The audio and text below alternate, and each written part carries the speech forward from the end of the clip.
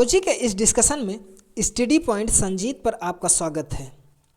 आज के डिस्कशन में हम जो WBC से होने वाले डिफरेंट टाइप की डिजीज़ हैं, तो उनमें से जो एक बबल बेबी सिंड्रोम है, ये बबल बेबी सिंड्रोम डिजीज़ क्या होती है और यह किस एज के व्यक्तियों को प्रभावित करती है और इसका निवारण कैसे हो सकता है। दूसरा है ब्लड कैंसर, ये ब्लड कैंसर कैसे होता है और यदि कभी कभार इमरजेंसी में हमें ब्लड की आवश्यकता पड़ती है तो ऐसे में हम ब्लड बैंक में रखा हुआ ब्लड को जाकर ले लेते हैं। तो यह ब्लड बैंक में इतने दिनों तक कैसे ब्लड को सुरक्षित रखा जाता है, तो इसके बारे में हम जानने का प्रयास करेंगे। शुरू करते हैं आज का डिस्कशन। बबल बेबी सिंड्रोम यानी इसे सीवियर कंबाइंड इम्यून डिफिशियंसी के नाम से भी जानते हैं। गंभीर संयुक्त प्रतिरक्षा। तो यह बबल बेबी सिंड्रोम एक आनुवांशिक डिजीज है। आनुवांशिक क्या है? वे लक्षण जो पीढ़ी दर पीढ़ी ट्रांसफर होते रहते हैं, उन्हें जेनेटिक सिम्टम कहते हैं। जैसे आपके दादा के जो लक्षण हैं,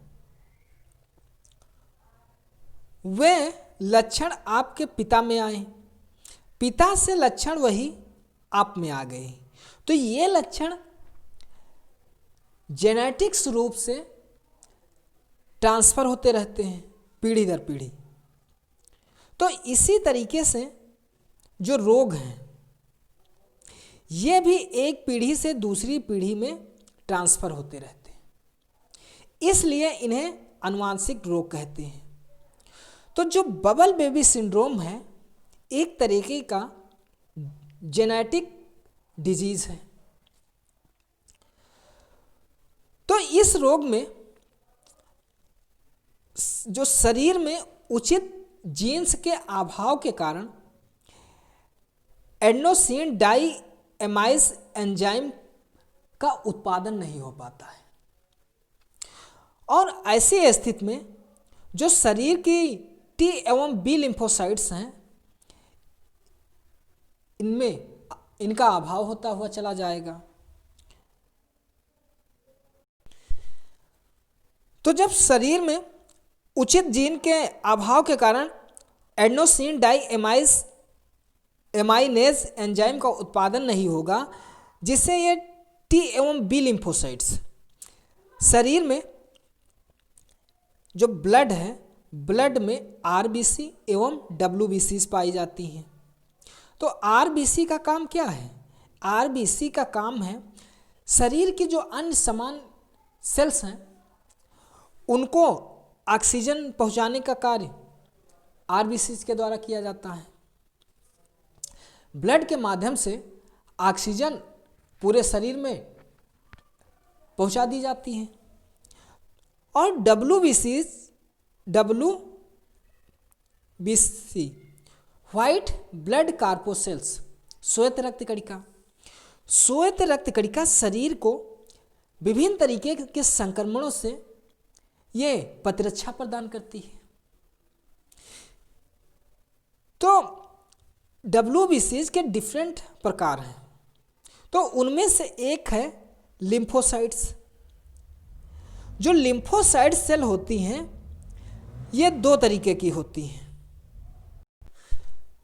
एक B लिम्फोसाइट्स और दूसरी T लिम्फोसाइट्स। B लिम्फोसाइट्स का काम क्या है और T लिम्फोसाइट्स शरीर में जब कोई रोग वाहक संक्रमण जैसे अटैक करता है,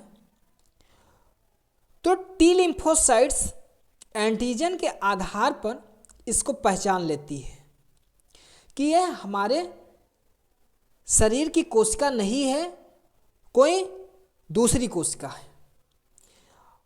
और B लिम्फोसाइट्स ये जो रोगवाहक आया है इसके विरोध में एंटीबॉडी बनाने का काम करती है।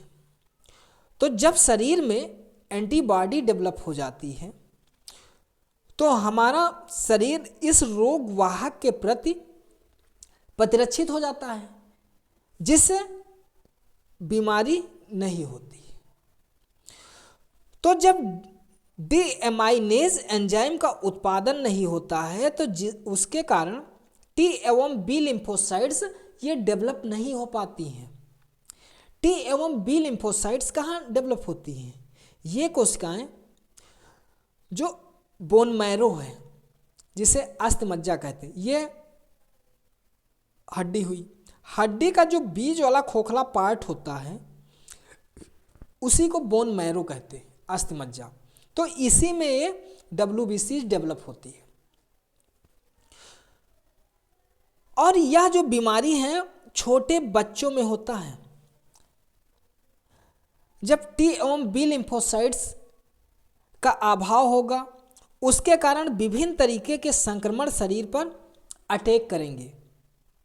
ऐसी स्थिति में शरीर जो है संक्रमित होता हुआ विभिन्न तरीके की बीमारियों से चला जाएगा। तो ये जो बीमारी है बच्चों में होती है। अब बच्चे वैसे ही इतने उनके शरीर में एंटीबॉडी नहीं डेवलप हुई होती है, पहले से ही वे मजबूत प्रतिरक्षा वाले नहीं होते हैं, विभिन्न बहुत ही सेंसिटिव होते हैं। दूसरी ओर जब ये बीमारी हो जाती है तो और ही वे संक्रमण के प्रति संवेदनशील हो जाते हैं और इस तरीके से बच्चे संक्रमित हो जाते हैं। तो उपाय क्या है? तो ऐसे बच्चों को डी इन्फेक्टेड कच्छ में, यानी जो डी इन्फेक्टेड कच्छ है ऐसे बना दिया जाता है प्लास्टिक का। तो प्लास्टिक के पूर्ण डी इन्फेक्टेड कच्छ में इनको रख दिया जाता है और जब धीरे धीरे इनकी प्रतिरक्षा डेवलप हो जाती है तब ये हटा लिए जाते हैं। आज ऐसे बच्चों की चिकित्सा करने के लिए जेनेटिक इंजीनियरिंग विधियों या फिर जो बोन मैरो ट्रांसप्लांटेशन है, अस्थिमज्जा प्रत्यारोपण विधि का प्रयोग किया जाता है। तो ये छोटा बच्चा है और ये जो प्लास्टिक का ये देख रहे हो, ये प्लास्टिक का डी इन्फेक्टेड कच्छ है, यानी यहाँ पर किसी प्रकार का इन्फेक्शन नहीं है, संक्रमण नहीं है, प्लास्टिक का है। इसे ही कहते हैं बबल, यानी प्लास्टिक का बबल बन गया है। इसलिए इस रोग को क्या नाम दिया गया है? Bubble baby syndrome. यानी जैसे प्लास्टिक की गुब्बारे नुमा संरचना हो गई है, इसे बबल बेबी है, इसलिए बबल बेबी। और यह एक जेनेटिक्स बीमारी इसमें सिंड्रोम, क्योंकि जीन्स के दोष के कारण यह बीमारी उत्पन्न होती है। तो इसका इलाज यही है। या फिर मॉडर्न एज में देखा जाए तो जो जेनेटिक इंजीनियरिंग है, जेनेटिक इंजीनियरिंग का प्रयोग करते हुए या फिर बोन मैरो ट्रांसप्लांटेशन की विधि का प्रयोग करते हुए इसका इलाज संभव बनाया जा सकता है। नहीं तो इसका वैसे उपचार वगैरह नहीं है, क्योंकि यह जेनेटिक्स दोष है।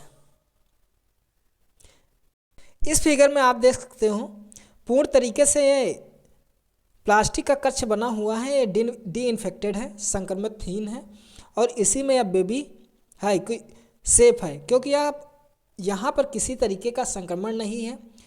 और यह जो बेबी है इसका प्रतिरक्षा प्रणाली बहुत ही वीक है, कमज़ोर है, इसलिए इस तरीके के कच्छ इसके लिए ज़रूरी हो जाते हैं।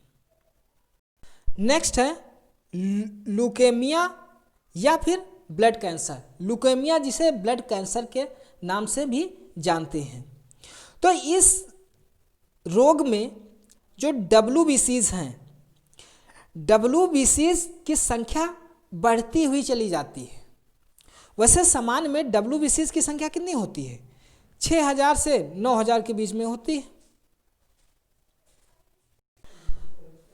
वैसे समान 6000 से 9000 के बीच में WBC की संख्या होती है, श्वेत रक्त कणिकाएं।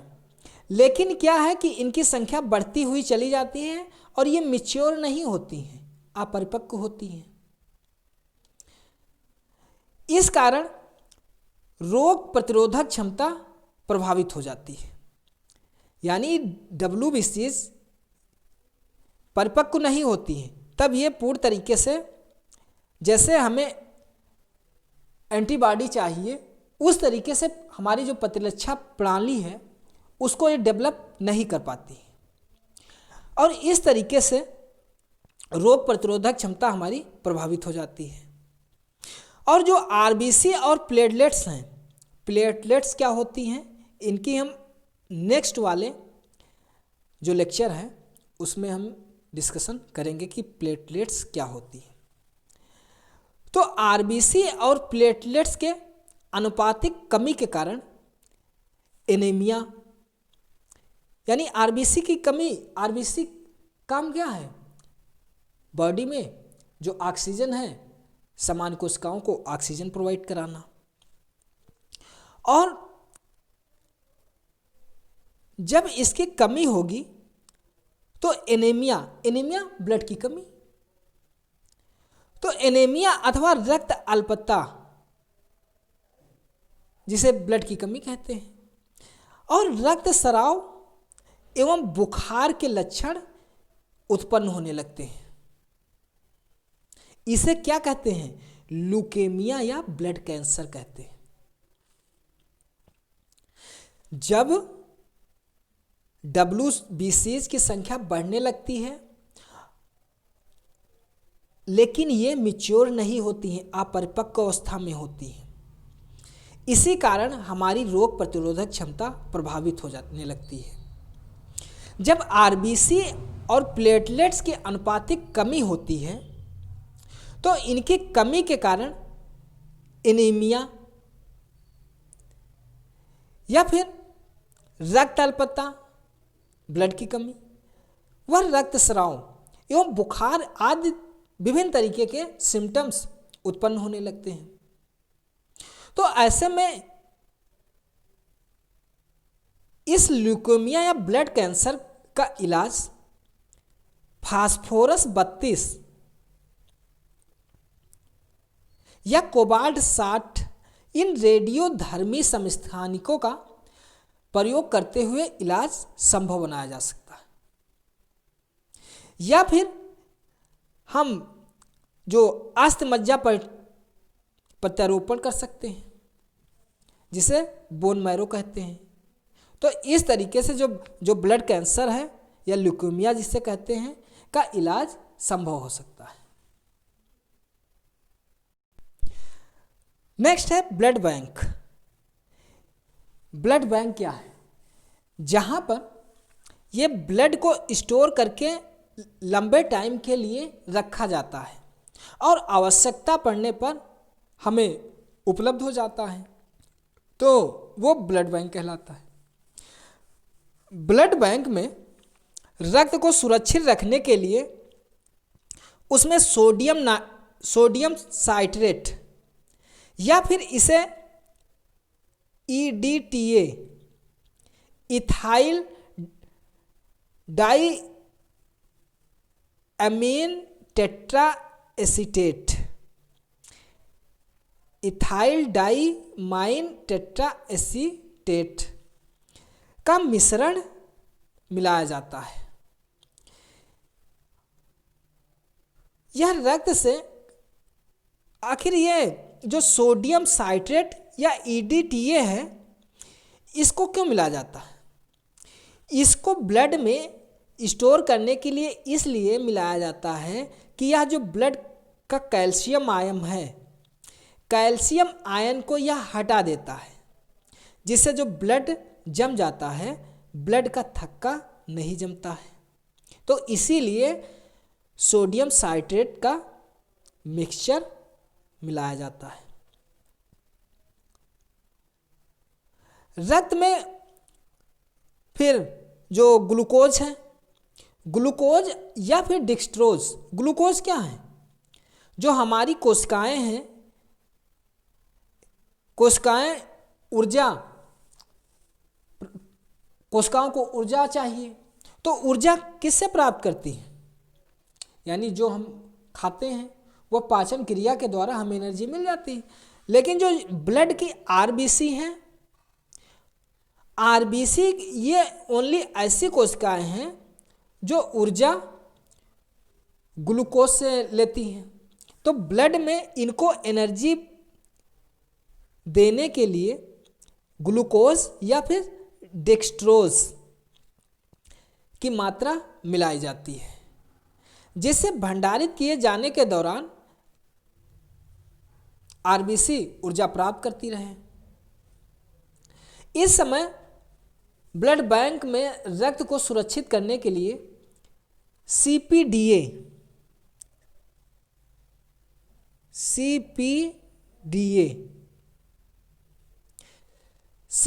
का मिश्रण किया जाता है। सी माने साइट्रेट, फास्फेट और डी फॉर डेक्सट्रोज और एडेनिन। तो फास्फेट रक्त की अम्लता एवं क्षारता को संतुलित करता है। जो फास्फेट है रक्त की अम्लता मीन्स खट्टापन और क्षारिता को यह संतुलित बनाए रखने का कार्य करता है। तथा जो एडेनिन क्या करता है? यह एटीपी अणुओं के निर्माण के लिए आवश्यक है। एटीपी क्या होता है? एटीपी या माइटोकांड्रिया में यानी जितनी एनर्जी होती है तो वह एनर्जी एटीपी में संचित रहती है माइटोकांड्रिया, इसलिए माइटोकांड्रिया को विद्युत गृह भी कहते हैं। तो माइटोकांड्रिया में एटीपी होता है, एटीपी में एनर्जी संचित रहती है। तो एडेनिन यही काम करता है कि एटीपी अणुओं के निर्माण के लिए यह आवश्यक हो जाती है। तो रक्त को लंबे समय तक ब्लड बैंक में स्टोर रखने के लिए ब्लड में हम सोडियम नाइट्रेट और या फिर ईडीटीए का मिश्रण मिलाते हैं। फिर इसमें हम इसको जो कोशिकाएं होती हैं आरबीसी, इनको एनर्जी देने के लिए, ऊर्जा प्राप्त करने के लिए ग्लूकोज या डेक्सट्रोज को मिला देते हैं, जिससे आरबीसी अपनी एनर्जी प्राप्त कर लेती हैं। फिर इसमें साइट्रेट, फास्फेट, डेक्सट्रोज, एडेनिन इनका मिश्रण मिला देते हैं। फास्फेट रक्त की अम्लता एवं क्षारता को संतुलित करता है और एडेनिन एटीपी अणुओं के निर्माण के लिए आवश्यक है। इस तरीके से हम ब्लड को लंबे समय तक स्टोर कर पाते हैं। यानी रक्त को फिर 4 से 8 सेंटीग्रेड टेम्परेचर पर 3 से या